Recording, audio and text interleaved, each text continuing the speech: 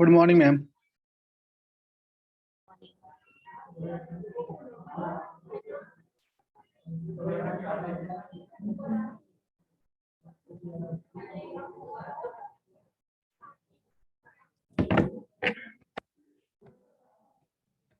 सबको ज्वाइन कर लेगा।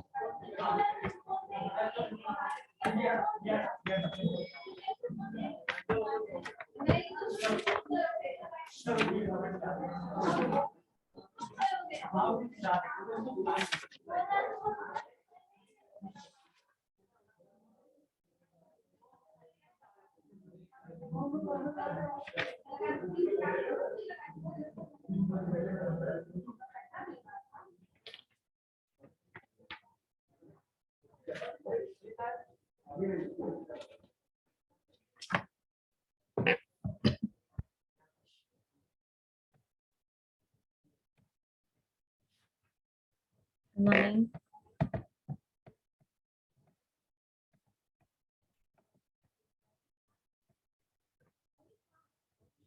Good morning ma'am.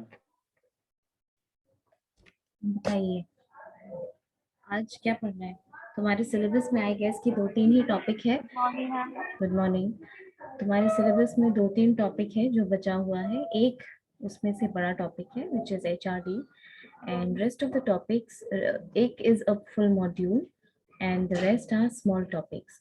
So HRD will deal at last and आपको बोला गया था मार्क्यू के लिए। मैम बोली थी बट मतलब बताई नहीं थी, तो टॉपिक बोली थी हो जाने के बाद, कोई कंफर्म डेट नहीं बता। हाँ ठीक है। लेबर टर्नओवर हो गया, एम्प्लॉइज टर्नओवर। नाउ जो टॉपिक है ऑर्गेनाइजेशन डेवलपमेंट, ठीक है, ऑर्गेनाइजेशन डेवलपमेंट और छोटे टॉपिक में कॉम्पेंसेशन। ऑर्गेनाइजेशन डेवलपमेंट से I am not going to ask you the theory, right? I mostly restrict my questions to objective, need, importance, the entire concept please of repeat concept. again. Please repeat again. वो आवाज कर दी।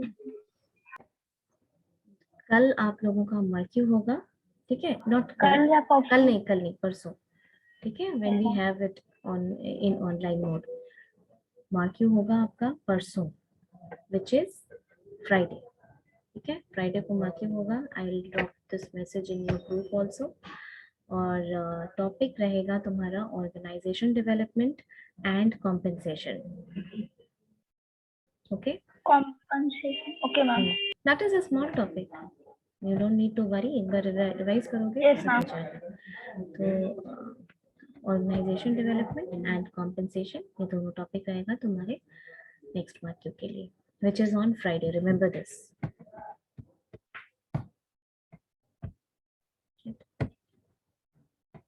Okay, you still have a lot of time. All that is left in small topics, what is left is job satisfaction और क्या बचा है? Good one. Just show me all your cameras. देख के बताओ। एक जॉब सेटिस्फैक्शन बचा है, एक HRD बचा है। HRD is a long topic. उसके अलावा सब लोग कैमरा ऑन कर लीजिए। एक मिनट मैम बता। हाँ देखो,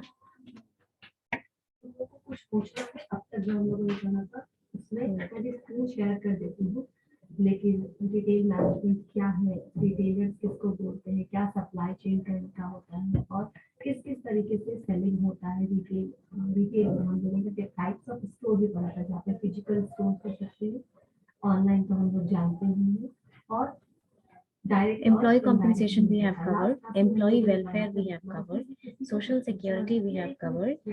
Okay, so motivation and job satisfaction, छोटे टॉपिक्स में मोटिवेशन और जॉब सेटिस्फैक्शन बचा हुआ है। Okay? ऑफ हो गया है, लेकिन एक्चुअली और एक छोटा सा टॉपिक है सिलेबस में HRD में लास्ट में देखो, इंसेंटिव प्लान दिख रहा है तुम लोग को?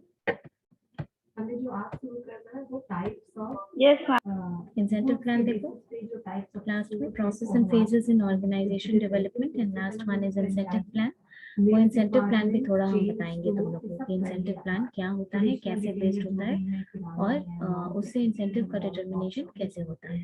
ठीक है? हम थोड़ा सा मॉडर्न में इमर्जिंग में भी पढ़ेंगे, ठीक है ना। तो on the basis of So what do you want? Do you want to start the small topic motivation in today's class, or you want me to revise something that has, क्योंकि we have covered 80% of the syllabus.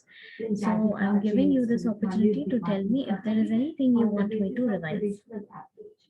अच्छा मैं भेजा है, ठीक है भेज दीजिए, ठीक है। मैम रिवीजन ऑफलाइन क्लास में करा दीजिए। On the basis of good ठीक है, offer, बोलिए। यानी तो goods फिर आज क्या offer करें? है, बाकी लोग बताओ। different types of schools हैं। तो करें आप लोगों को मैं कुछ नहीं पूछना, ये समझो। Is there anything you want to ask, or you want to start a new topic today? Convenience store बोलते हैं। कन्वीनियंस जैसे कि नाम ही है, सुविधा के लिए जो स्टोर खोले जाते अरे हैं। हाँ ना, कुछ तो बोलो। उसमें grocery, ready to eat snacks हो सकते हैं, मिल्क हो सकते हैं, एग्स हो सकते हैं, bread, biscuit, depending upon the requirement of What is this class? Area में जो customer You don't respond in online class. This is very bad. Ma'am new start कर दीजिए। किस तरह का ऑर्डर है। Convenience store normally You want me to start the new topic? Employee motivation start करते हैं? देखो, ठीक है। See, we are going to start a new topic today, which is employee motivation. What is motivation according to you? Switch on your cameras, everyone. Interact in class. अभी जिसका जिसका camera on नहीं होगा, अभी सुबह सुबह का टाइम है और तुम लोग का कैमरा ऑफ हो जाता है। फिर क्लास में पूछेंगे तो जवाब नहीं दोगे। कैमरा ऑन करो सबके सब। एक प्रोडक्ट का डिफरेंट वैरायटी, डिफरेंट रेंज आपको वहाँ पे मिलता है। एक्सक्लूसिव स्टोर होता है। कैमरा ऑफ ऑन नहीं होगा तो हम धीरे धीरे रिमूव करना शुरू करेंगे। जो एक बच्चा भी क्लास में रहेगा तो हम उसी को पढ़ाएंगे। रिलायंस फूड स्टेट, ठीक है ना। रिलायंस फूड स्टेट में क्या मिलेगा, सिर्फ आपको फूड वैल्यू, राइट। सुबह सुबह का टाइम में 10 से 11 का क्लास है, आप लोग का कैमरा बंद हो जाता है। क्लास में पूछेंगे, कल यही बात पूछेंगे तो जवाब नहीं दोगे।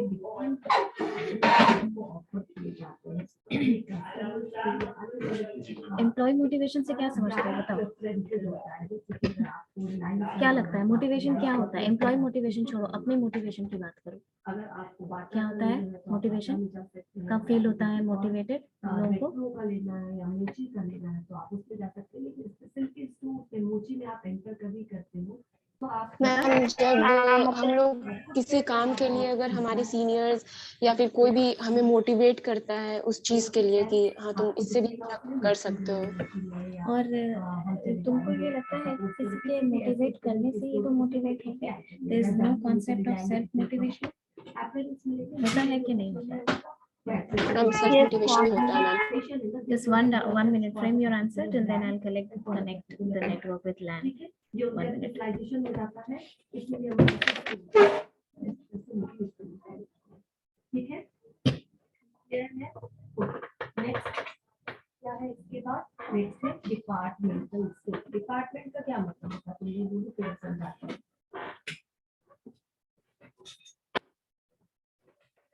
डिपार्टमेंट का मतलब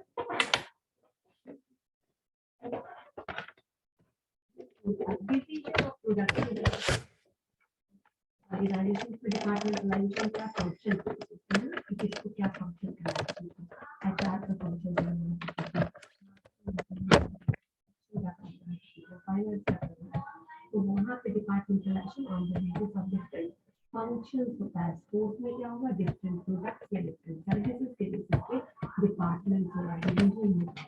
इसको हम डिपार्टमेंटल स्टोर क्या होता है, एक ऐसा रिटेल एस्टैब्लिशमेंट है जहाँ पे रेंज ऑफ प्रोडक्ट्स होते हैं और आप एक डिपार्टमेंट में जाइएगा तो आपको सिर्फ पर्सनल केयर एंड कॉस्मेटिक्स के सामान मिलेंगे। दूसरे डिपार्टमेंट में चले जाइएगा तो बुक्स एंड स्टेशनरी के लिए है डेडिकेटेड डिपार्टमेंट मिलेगा, किसी में ग्रोसरी के लिए मिलेगा, किसी में इलेक्ट्रॉनिक आइटम मिल जाएगा। तो ऐसे स्टोर जिसमें मिलते सब कुछ है, डिपार्टमेंट कर दिया गया I hope they should be no network error now.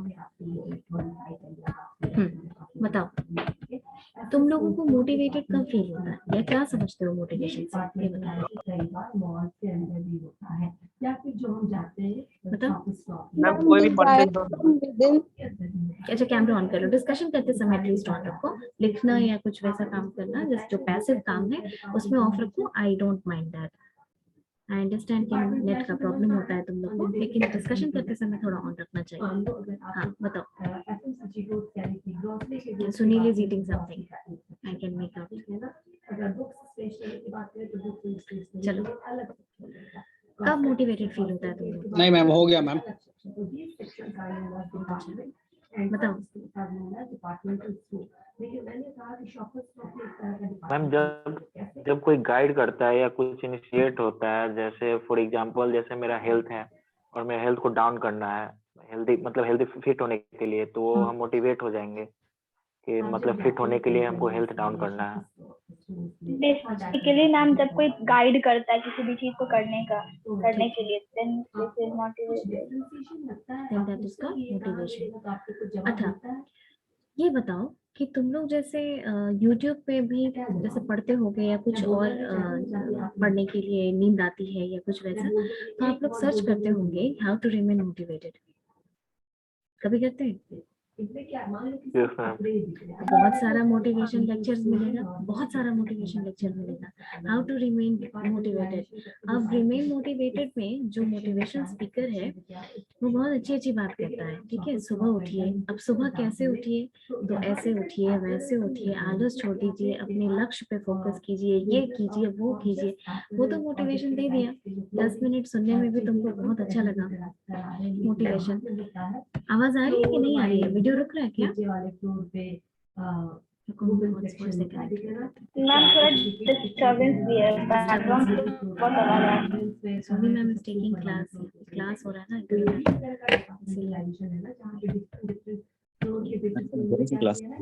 Different merchandise को सजा रखा है ताकि आप अपना जो भी चाहिए, अगर आपको चाहिए तो आप एक्सप्लोर पे चले जाइए। अब बताओ अभी सही है। सो जब मोटिवेशनल स्पीकर्स की बात आप करते हैं तो मोटिवेशनल स्पीकर्स तो बहुत सारी बात होता है कि हाउ टू रिमेन मोटिवेटेड, तो वो बोलेंगे कि सुबह उठ करके पढ़िए, होता है ना, सुबह उठ करके पढ़िए या सिर्फ अपने लक्ष्य पे फोकस कीजिए, या फिर आप बाकी कुछ भी मत कीजिए, बस अपने लक्ष्य पे फोकस कीजिए, बाकी चीजों को साइडलाइन कर दीजिए, टाइम का फुल यूटिलाइजेशन करिए। ऐसे ऐसी बातें मोटिवेशनल स्पीकर्स देते हैं ना स्टूडेंट को, देते हैं कि नहीं देते हैं? वीडियो देख लिए, 15 मिनट तक बहुत एनर्जाइज्ड फील हुआ, ठीक है, उसके बाद क्या होता है?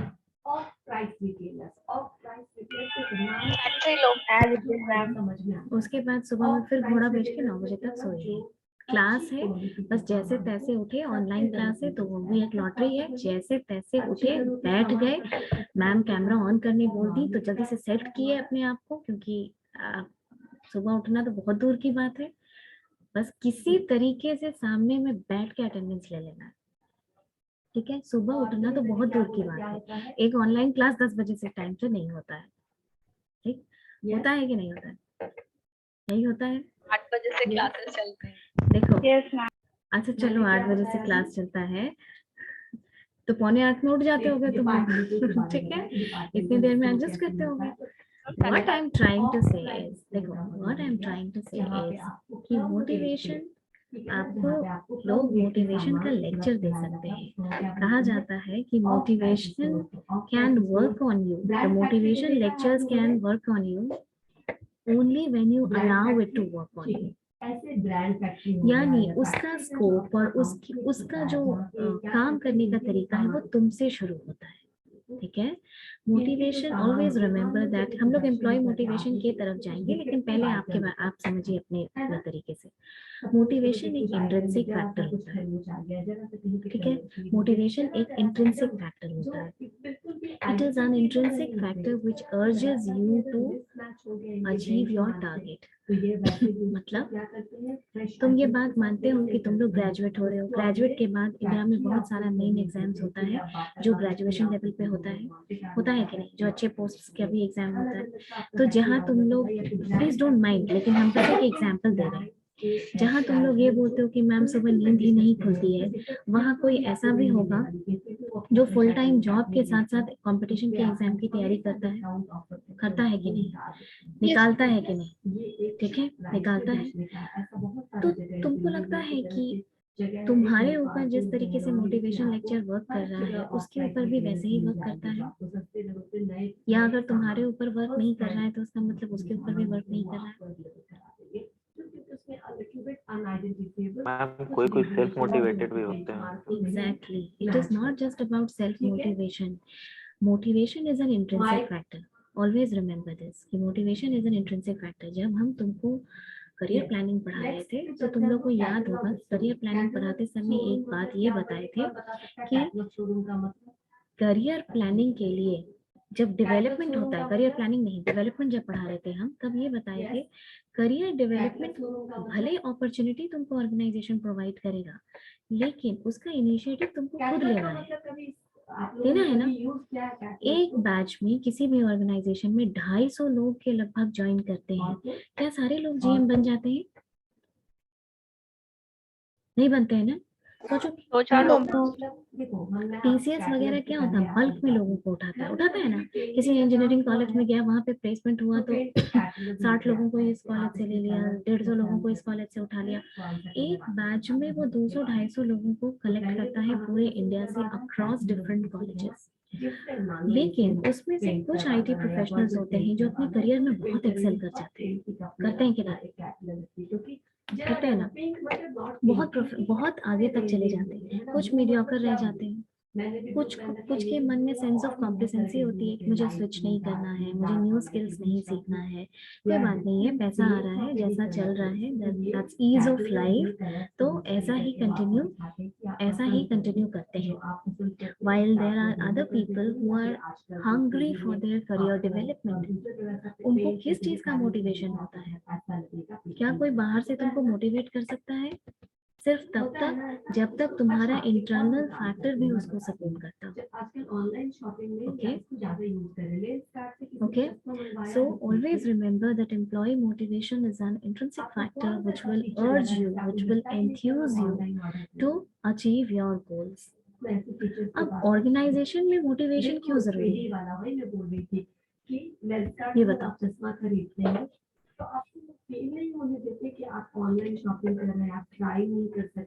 हम गोल को अचीव करना है। ये तो सिंपल सा आंसर हो गया। मोटिवेटेड एम्प्लॉय रहेगा तो प्रोडक्टिव एम्प्लॉयमेंट डायरेक्टली कन्वर्ट हो जाएगा प्रोडक्टिव एम्प्लॉय में, तो वो डायरेक्ट प्रोपोर्शनेट हो जाता है प्रॉफिटेबिलिटी में। हाँ होता है। और दुकान में जाके करते थे, देखते थे कि कौन सा मोटिवेशन मिलते रहेगा तो ज्वाइन नहीं करेगा। ठीक है, दूसरी कंपनी को ज्वाइन नहीं करेगा, ठीक है, एक फैक्टर ये तुम बोल रहे हो।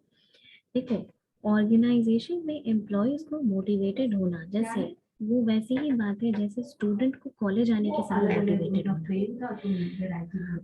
I was also a student.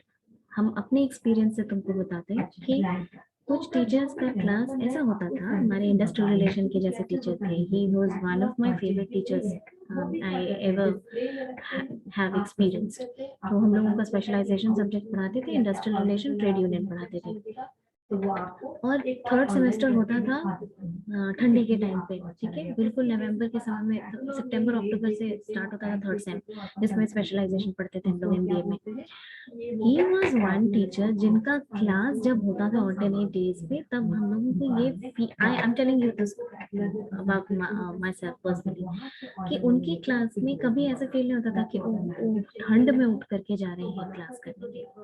That is the kind of motivation he has provided to us. Okay, of course मेरा intrinsic factor भी था कि सबको वैसा नहीं फील होता था, मेरा वो one of the favorite subjects बन गया, but the surrounding, the environment around you should also be very very motivated. Employee motivation क्यों इम्पोर्टेंट होता है किसी ऑर्गेनाइजेशन के लिए? एम्प्लॉय मोटिवेशन इसलिए इम्पोर्टेंट होता है किसी भी ऑर्गेनाइजेशन के लिए क्योंकि आप सोचिए कि इस ऑर्गेनाइजेशन की यानी सिमेज की if you talk about it as an institution, consider it an organization जहां आप लोग एम्प्लॉयज हैं यानी स्टूडेंट्स हैं, आप अच्छा करेंगे, आपका प्लेसमेंट अच्छा होगा तो ऑर्गेनाइजेशन का नाम बढ़ेगा, right? But then the organization should also provide you classes and quality and enthusiasm to come and attend the classes, right? ये ऑर्गेनाइजेशन का भी काम है। इंट्रिंसिक फैक्टर होने के बावजूद ये ऑर्गेनाइजेशन का भी काम होता है कि वो तुमको इतना मोटिवेटेड करे कि तुम आओ यहाँ पे क्लास करो और तुमको मन लगेगा करने में। Every day as a student you don't feel that you are picking up your body and coming to college, कि आज कॉलेज जा रहे हैं, ठीक है? This is the same thing with employees in the organization. The employees should also be motivated, and an organization should take good care of enthusiasm that should be there in the employees to keep you motivated, ठीक है? बहुत सारी चीजें होती हैं जो employ motivation के factor को अफेक्ट करती है, जैसे मैनेजमेंट, जैसे वहाँ की पॉलिसी, जैसे कि एम्प्लॉय के वेलफेयर के लिए क्या काम किया जा रहा है, जैसे कि जॉब सेटिस्फैक्शन। जॉब सेटिस्फैक्शन एक बहुत बड़ी चीज है। अगर तुम ग्रेजुएशन करके जा रहे हो, MBA करके जा रहे हो और तुमको पैसा भी अच्छा मिल रहा है, लेकिन तुम्हारा नेचर ऑफ वर्क ऐसा है जो क्लरिकल नेचर का है, ओके? और वो तुमको अगर अलॉट किया गया है, बहुत दिनों तक तुम उस जॉब को करने में इंटरेस्ट नहीं शो करो, और अगर किसी कारण से कर भी रहे हो तो तुमको सेटिस्फैक्शन नहीं होगा। So a demotivated employee will always be dissatisfied with his work, which will affect the overall productivity of the organization. ठीक है? प्रोडक्टिविटी माने जो टोटल आउटपुट देता है, जो तुम काम करते हो, तुमको मन नहीं करेगा, तुम्हारा एब्सेंटिज्म बढ़ेगा। अंडरस्टूड? टाइम एंड अगेन हम लिखवा देंगे बाद में ऑफलाइन क्लासेस में, आज सब क्लास में समझ लो। टाइम एंड अगेन अब तुम सोच लो कि एम्प्लॉय मोटिवेशन कितना इम्पोर्टेंट है कि from time and again different theories have been propounded regarding employee motivation. ये थियरीज बहुत हेविली रिसर्च्ड है, ओके? बहुत हेविली रिसर्च्ड है, and then this has been put in the books, okay? जैसे employee motivation की theories बताइए। मैंने आपको बताया था कि नॉर्मली हम कियोस्क उसको भी बोलते हैं जो मैस्लो नीड मैम, ठीक है? मैस्लोज नीड और बुक बेचते हुए रेलवे स्टेशन पे McGregor X and Y theory. ठेले पे होता है, दो तरफ और से बंद होता है, दो तरफ से ओपन होता है, आप कुछ बुक ले सकते हैं या कोई भी चीज। बहुत सारे स्कॉलर्स ने दिया है थ्योरी, जैसे अब्राहम मैस्लो की नीड हायरार्की थ्योरी है, हर्ज़बर्ग की 2 फैक्टर थ्योरी है, मैक्लेलन की 3 नीड्स थ्योरी है, विक्टर ब्रोम की थ्योरी है, क्लेटन अल्डेल्फर की ERG थ्योरी है। कहने का मतलब है एम्प्लॉय मोटिवेशन का मतलब, अब समझो, थोड़ा बहुत समझ में आ गया होगा एम्प्लॉय मोटिवेशन। अब देखो, एम्प्लॉय मोटिवेशन मेंटेन रखने का जो फंडा ऑर्गेनाइजेशंस यूज करती है, उसका मतलब ये है, वो इस चीज से डायरेक्टेड है कि employees are motivated by certain needs, ठीक है?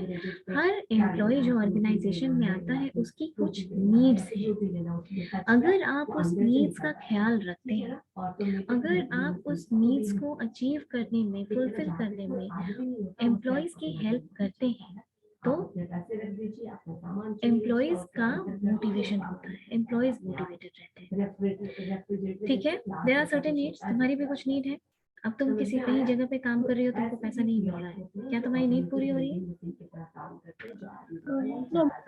तुमको कोई जॉब की सिक्योरिटी नहीं है। तुम हर दिन जाते हो और तुमको ये लगता है कि आज जॉब चली जाएगी या कल चली जाएगी, या छोटा सा कोई बात हो गया, तुम्हारी अनबन हो गई किसी से, तो हमारी जॉब चली जाएगी।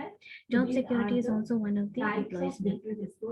ठीक है, धीरे धीरे हम लोग जैसे 1-2 थ्योरी करेंगे, ताकि आप जब एम्प्लॉय मोटिवेशन के बारे में लिखिएगा, अगर जब भी आएगा, तो उसमें 1-2 थ्योरी जरूर कोट कर देना, क्योंकि ये सब थ्योरीज एकदम पायनियर थ्योरीज थी, रेवोल्यूशनरी थ्योरी थी एम्प्लॉय मोटिवेशन के फील्ड में। ऑर्गेनाइजेशन में मोटिवेशन एक बहुत ही इम्पोर्टेंट चैप्टर होता है, क्योंकि a motivated employee will keep the productivity of the organization high. Let's discuss Abraham Maslow's need hierarchy theory. I think this is one theory that you have already studied. है ना? देखते हैं कितना याद है आप लोगों को। लिखवा देंगे हम अपनी क्लास में, लिखवा देंगे, लेकिन इस क्लास में सिर्फ थोड़ा सा डिस्कस कर लेते हैं। बताओ नीड हायरार्की थ्योरी क्या है? रुको, जिससे पूछेंगे वो बता। कैमरा ऑन करो सब।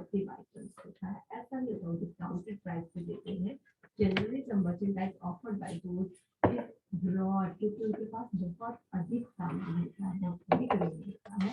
तो बताइए, ये जो स्टोर है वो लिमिटेड सर्विसेज देते हैं कस्टमर को, बहुत ज्यादा सर्विसेज दे देते हैं। अच्छा, हम लोग, ये कोई एग्जाम नहीं हो रहा है, इसलिए let's make the class interactive and discuss it. कुछ भूल गए हो तो हम बता देंगे। इसमें कैमरा ऑफ करके शांत बैठ जाने वाली कोई बात नहीं है। लर्निंग टेंडेंसी रखा करो।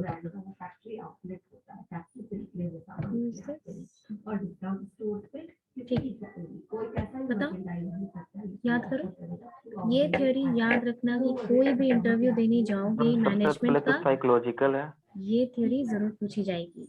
और ये भी जो ये बोला साइकोलॉजिकल, हर क्लास में इसको साइकोलॉजिकल बोला जाता है। फिजियोलॉजिकल, साइकोलॉजिकल तो तुम दिमाग होता है, फिजियोलॉजी मतलब बेसिक मेटाबॉलिज्म ऑफ बॉडी, इसको ध्यान रखना हमेशा। नीड हायरार्की थ्योरी पहले तो ध्यान रखिएगा कि एक पिरामिड के शेप में बनी हुई है, राइट?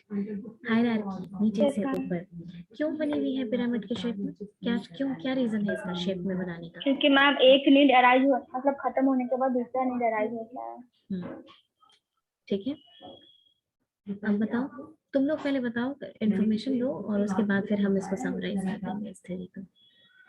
जहाँ भी जाओगे मैनेजमेंट का इंटरव्यू देने ना, मोटिवेशन से कोई क्वेश्चन आएगा तो ये जरूर पूछा जाता है, क्योंकि इसी के बाद सारी थ्योरीज आई। बताओ नीचे, फिजियोलॉजिकल के बाद सेफ्टी है, सेफ्टी नीड्स, सोशल नीड्स,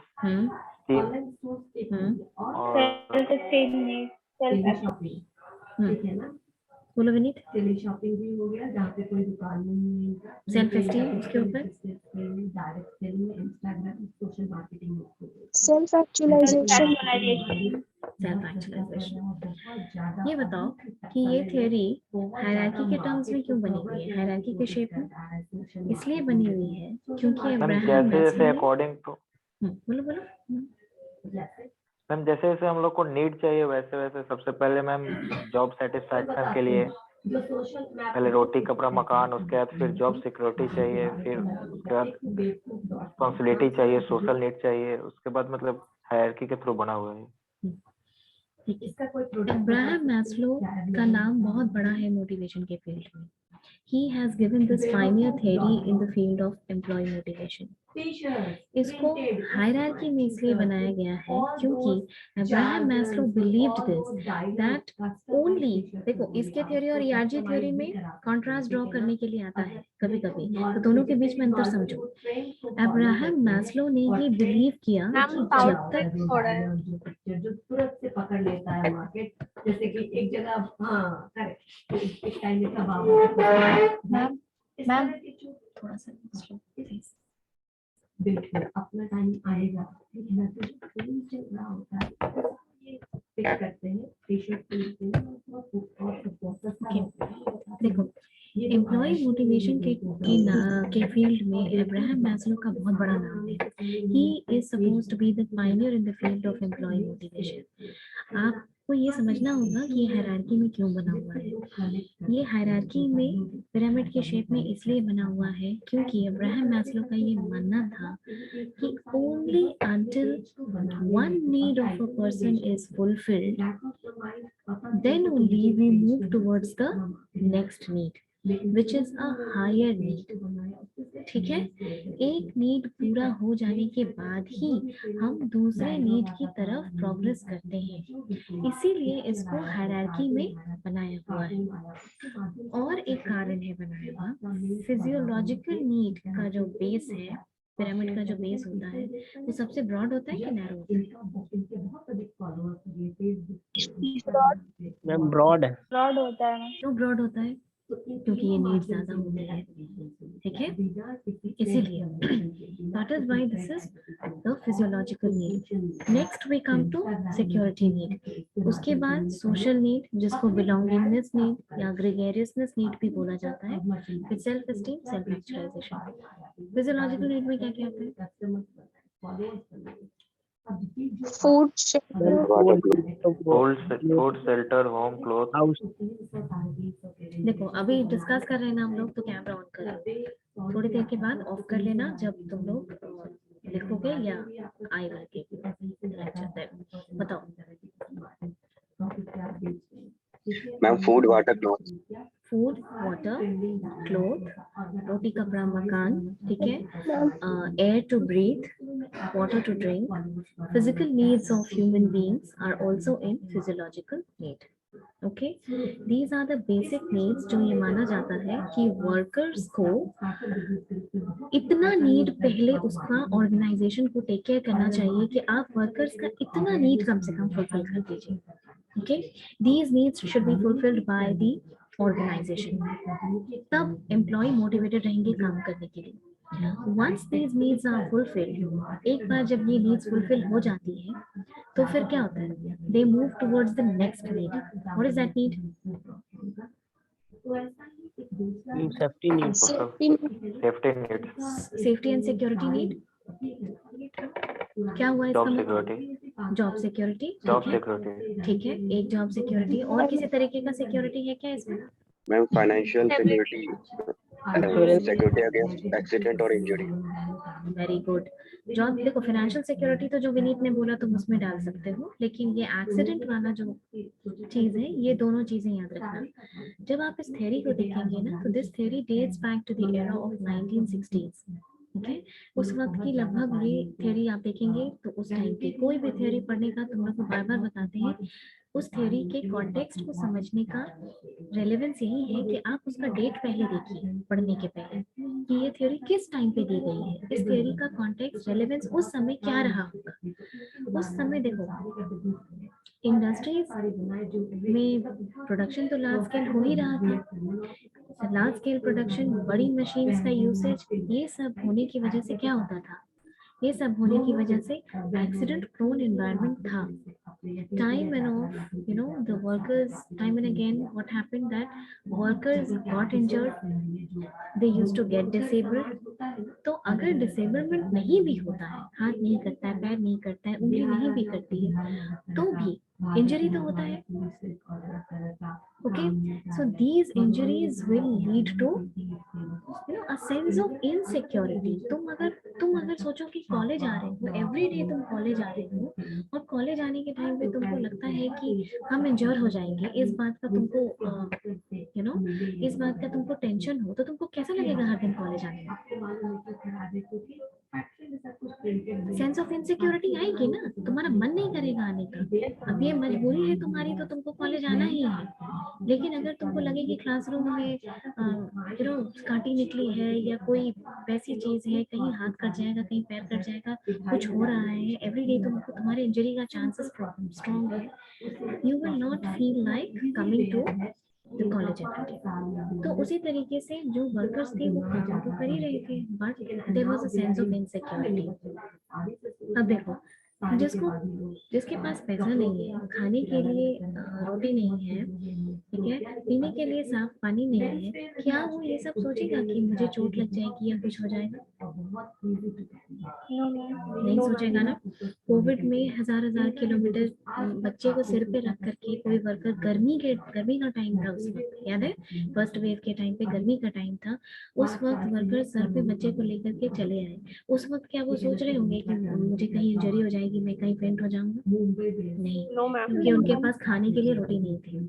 अब तुमको समझ में आया ये नीड कैसे एक के बाद एक होती है?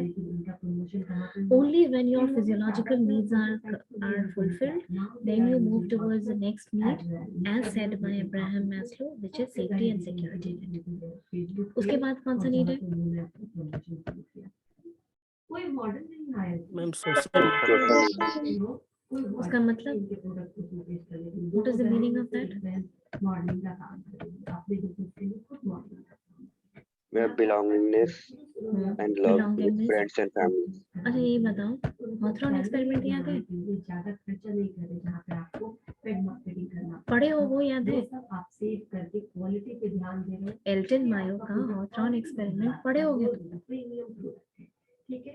इनके कॉम्पिटिटर्स लो, सुल्ता के कॉम्पिटिटर्स, अगर हम इसके कॉम्पिटिटर्स। अरे सिर्फ इतना ही तो बताओ कि पढ़े हो कि नहीं पढ़े हो। तुम लोग तो डरने लग जाते हो कि अब मैम क्वेश्चन पूछने लग जाएंगे। हाँ बोल दिए, पढ़े हो ना? एल्टन मायो का एक्सपेरिमेंट का टेक अवे क्या था? देखो हम एक बात बताते हैं, तुम लोग फाइनल ईयर के स्टूडेंट हो, जरूरी नहीं है कि सारा थ्योरी सारा प्रिंसिपल्स तुम लोग को याद हो, लेकिन एक बात हम बोलेंगे कि एटलीस्ट एक बार इस चीज को रिवाइज जरूर कर लो कि किसी भी थ्योरी का टेक अवे क्या था, यानी होता है ना निचोड़ क्या था, क्रक्स क्या था। तो वो बस एक बार ये, लेकिन इस तरह से याद रखना चाहिए, क्योंकि ये अब्राहम मैस्लो की need hierarchy theory, Elton Mayo की हॉथरॉन एक्सपेरिमेंट, ये सब बहुत पायनियर चीजें हैं in the history of management. तो ये पूछोगे और जवाब नहीं मिले, ये कोई पूछेगा तुमसे और जवाब नहीं मिलेगा, तो ये थोड़ा सा दे विल जज यू कि तुमने क्या पढ़ा है। इसीलिए पूरा मत याद रखो, लेकिन क्रक्स याद रखो। एनीवे, तो एल्टन मायो का जो हॉथरॉन एक्सपेरिमेंट है, इस हॉथरॉन एक्सपेरिमेंट का ये टेक अवे था कि ग्रुप इनफॉर्मल ग्रुपिंग की वजह से प्रोडक्टिविटी में इंक्रीज देखा गया था। ठीक है, इन 4 एक्सपेरिमेंट हुआ था इसमें, relay room test experiment, bank wiring experiment, mass interviewing और एक और था इल्यूमिनेशन एक्सपेरिमेंट। तो लास्ट में कंक्लूजन 8 साल तक ये एक्सपेरिमेंट चला था और लास्ट में ये कंक्लूड किया गया था कि इनफॉर्मल ग्रुप होना भी ऑर्गेनाइजेशन में एम्प्लॉइज को मोटिवेट करता है हायर प्रोडक्टिविटी के लिए, ये उनकी नीड है। इसीलिए बिलोंगिंगनेस को एक बहुत इम्पोर्टेंट नीड माना गया है। अंडरस्टूड?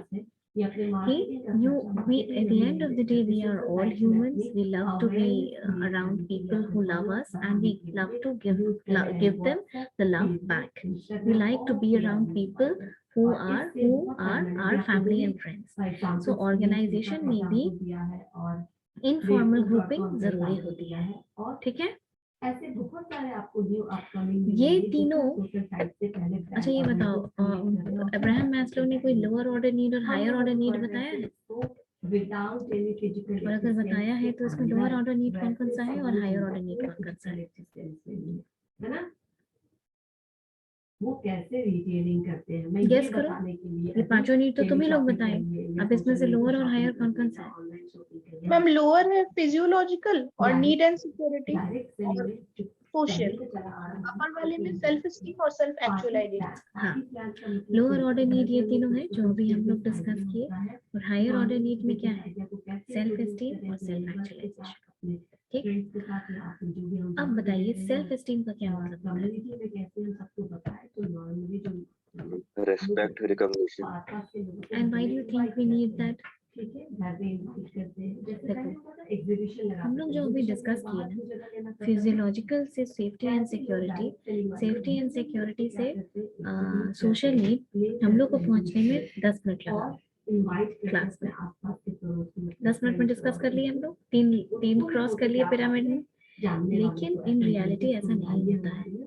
जब आप ऑर्गेनाइजेशन में काम करते हैं तो आपका फिजियोलॉजिकल नीड से लेकर के safety security need, safety security का यहाँ तुम्हारे लिए क्या मतलब होगा? अभी तुम कहीं नौकरी ज्वाइन करोगे तो तुम्हारा प्रायोरिटी होगा पैसा कमाना, होगा ना, पैसा कमाना। इसके बाद तुम्हारी प्रायोरिटी क्या बनेगी? जब तुम 3 साल 4 साल 5 साल नौकरी कर लोगे, तुम्हारी फैमिली हो जाएगी, शादी वादी हो जाएगी, तब तुम लोग क्या सोचोगे? तुम लोग सोचोगे कि थोड़ा सेंस ऑफ सिक्योरिटी, हाँ, थोड़ा सा सिक्योरिटी आना चाहिए। इंश्योरेंस का तुम इंश्योरेंस के बारे में सोचोगे, तुम कार वार खरीदने के बारे में सोचोगे, तुम सिक्योर करोगे पैसा कुछ अपने घर बनाने के लिए या अपने किसी को कुछ ईएमआई देने के लिए। उसके बाद तुम मूव करोगे फैमिली एंड फ्रेंड्स के रिक्वायरमेंट की तरफ। ये सब कुछ करने में, यानी कि तुम उन पे भी खर्च कर पा रहे हो, तुम गैदरिंग कर पा रहे हो, ये सब कुछ होने में तुमको लगता है कि ये इतना जल्दी हो जाता है? No, it takes at least 10, 12 or more than those number of years.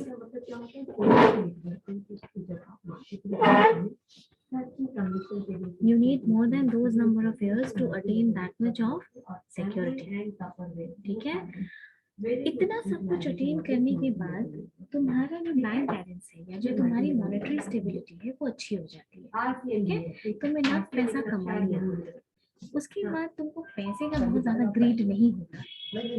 तुम जैसे 15, अब सोचो कि यहाँ पे जो फैकल्टी है जो बहुत पुराने हैं, ठीक है, जो बहुत पुराने हैं, जो 10 साल से सिमज में काम कर रहे हैं, I consider myself as a new faculty, okay? I joined last year.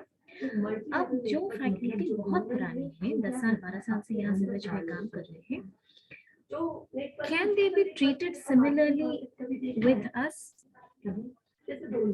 No, No. Will they be okay with the same kind of treatment as we are getting and as they are getting? क्यों? ये बताओ। उन्होंने time ज्यादा spend किया, उनके पास experience ज्यादा है, तो ऑर्गेनाइजेशन के साथ उनका टाइमिंग, वर्क टाइमिंग ज्यादा है अदर एम्प्लॉयज के अकॉर्डिंग। ठीक है, देखो जो सीनियर एम्प्लॉय है जो 10-12 साल कर लिए हैं, वो बात सिर्फ ये नहीं है कि उन्होंने एक्सपीरियंस ज्यादा है, बात ये है कि आप एक एम्प्लॉय की तरह से अगर सोचें, सिर्फ अर्निंग कंसिडर करो मेरी और उनकी, just imagine we treating like an employee. उन्होंने बहुत पैसा कमाया, right? They have earned a lot of money, उनकी फिजियोलॉजिकल नीड पूरी हो चुकी है, उनकी सेफ्टी सिक्योरिटी नीड पूरी हो चुकी है, उनका सोशल नीड भी ऑलमोस्ट पूरा हो चुका है। Now what? अब थोड़ा बहुत पैसा बढ़ाना उनको जॉब सेटिस्फैक्शन नहीं कर देगा, उनको मोटिवेट नहीं करेगा। What they want is respect, ठीक है, एन आइडेंटिफाइड प्लेस। जैसे कि can I be treated similarly to Sanjana ma'am? No, because she is so senior to us, okay? So there is a sense of respect that an old employee, somebody who has a need higher up the hierarchy needs, okay? समझ में आया?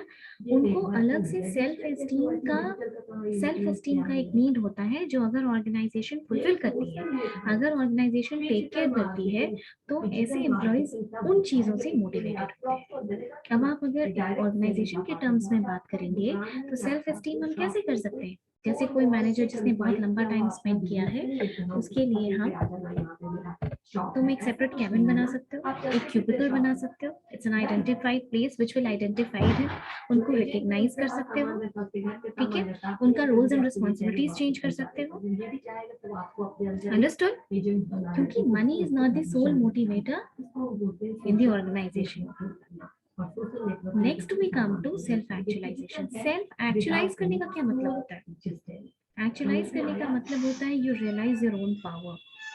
Self actualisation, self awareness या self realisation of power. Now let me also tell you that this is one of the higher order needs that not even every employee reaches this point. ठीक है, इस point पे हर employ पहुंच भी नहीं पाता है अपनी लाइफ में, क्योंकि this is the very higher need of motivation. ये नीड फुलफिल करने के लिए एम्प्लॉय को भी बहुत ज्यादा मोटिवेटेड होना होता है।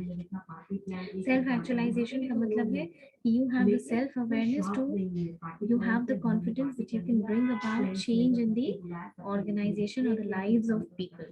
लोगों के लाइफ में या ऑर्गेनाइजेशन में आप चेंज ला सकते हैं, ये अवेयरनेस आपको अपने बारे में है, you have, and if the organization takes care of these factors, then such employees can attain this higher order need of self actualization and remain motivated. Okay? Yes, ma'am. ये theory हुआ। एक और theory है जो main theory है, Herzberg need factor, Herzberg 2 factor theory, वो अगले class में डिस्कस करेंगे और थोड़ा मोटिवेशन पे तुमको लिखवा भी देंगे। ओके, आकांक्षा।